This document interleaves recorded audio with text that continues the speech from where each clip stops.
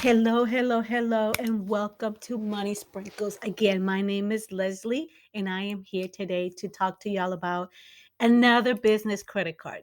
This one's going to be Capital on Tap. So please make sure you go ahead and like, subscribe, and you turn on that notification bell so every time I post a video, you are notified that I just posted a video. Okay.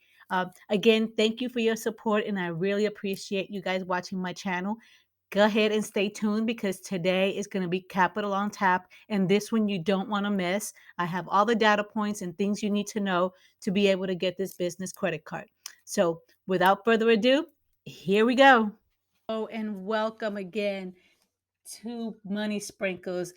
Today we are talking about Capital on Tap, and I'm so glad you have tuned in to watch this. Like always, I like to show my receipts. I have a Capital on Tap credit card. I have actually been a member since April of 2022, and I'm speaking of experience. So I just want to make sure that you know that I know what I'm talking about, okay? So today, Capital on Tap is a credit card that you can get for your business. And this credit card, what I love about it is that there is no hard inquiry on your personal credit card. It is strictly and solely a soft pull on Experian. You have to have a credit score, a minimum of 680. I have seen 660s get approved. However, a 680 is preferable. Okay. Um, Minimum income that you have to claim on the application is at least 30,000. If you do not have that, don't lie. Don't lie. Just come back. Wait till you're making 30,000, or if you're bringing in 30,000 on your income, at least put that down. But that's the minimum income, 30,000. Okay. It's a strictly business credit card. Okay. This cannot be used for anything else but business.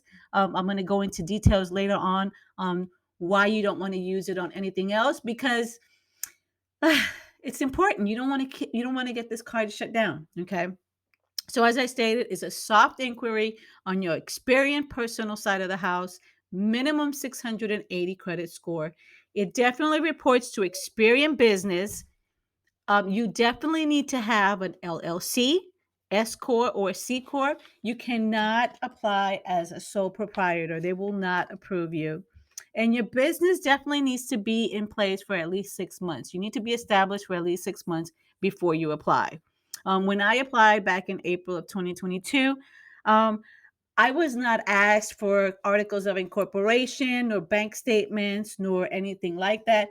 But I have heard of people lately that have been asked for articles of incorporation and or bank statements. Again, if your credit is really, really good, as in 740, 50, or 760, more than likely they will not ask you for additional documentation. But if your credit is a little bit on the lower end or the lower spectrum of what they would like to see, like a 680, then they will probably ask for additional, excuse me, additional proof of business, and to see how much money you're actually bringing in from your business. One thing you need to keep in mind that the payments for this credit card are approximately 10% of whatever you charge. Okay. So when you're filling out the application, you have the option of stating you're going to pay in full balance or you're going to pay 10% every month. I would recommend doing the 10% every month because at least you have the option of paying less. If you check full balance, then you always have to pay the full balance every month. So I'd rather be locked into a 10% than a full balance. If you want to pay it off full balance, then pay it. If you only want to take 10%, then you have the option to do just the 10%. That's just something to keep in mind. Also, keep in mind that most credit cards, you only pay 1 to 2% of your monthly bill. So this credit card payment is kind of high. However, it's a business credit card. It doesn't report to your personal side. It reports to the business side. So really, why not use it? Okay. Another thing you definitely do not want to do with this credit card is, and this is why I was talking about earlier, you do not want to MS. MS is manufacturer spend. And what that means is trying to liquidate your business credit cards for cash in order to make additional purchases, such as you need the cash for a real estate investment, you're doing a burr, you're doing a flip, whatever it is that you're doing. Okay. Do not use this credit card in Venmo. Do not use it in those Amelia, I think it's called. It's those payment methods that this company does know that people are trying to liquidate for cash, because you will get a call from their team and they will give you a warning. Hey, we will monitoring your transactions. We saw that you made a payment here. This is just a warning. Don't do it. Next time we will shut down your card. Okay. So they definitely give you a warning, but I would not even take that chance, because I'm not going to try to hurt my chances on getting a higher credit limit later on, because this credit card goes all the way up to $50,000. Okay. And that's really good. I started off with a 17,000, so it wasn't too bad. There are no annual fees on this card, no hidden charges, and it definitely earns back 1.5% cash back, which you could actually have it credited back into your balance, or you could actually request gift cards. So they have numerous gift cards that you could choose from, and you could go ahead and cash out those points that you have earned. This card is issued by Web Bank. It's a fintech, and if you happen to have one or two other credit cards with Web Bank, they can and they could possibly deny you. Okay. Fintechs are kind of picky on how many credit cards are out there, specifically Web Bank. So if you do have another one with Web Bank, it's possible that you get denied.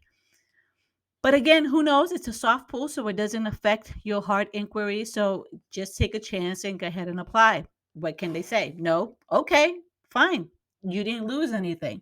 But you could gain a whole credit line if you do get the business credit card. So really nothing to lose. Another thing that you need to keep in mind with this credit card is that if you miss a payment or you're late on a payment, they will report to your personal credit. Okay. So make sure that you are not late. Make sure that that payment is on time. Make sure that if you're making auto pay, that the auto pay is coming out when you want it to come out. Okay. Because if not, it will report on your personal side, and then you will have a problem with your credit score. Okay. You definitely don't want that. Of course, you need to have an EIN, and you don't have to have a virtual address as well. You can have your home address if you want. Okay. The other thing you want to make sure is that you have your business is showing as an established business, such as on a website. Make sure it's Googleable. Make sure it's searchable on 411. Okay. So let me see, what else have I forgotten. You apply there. This card, you could be approved as quickly as 1 hour, but it could take up to 48 hours. So that's 2 days.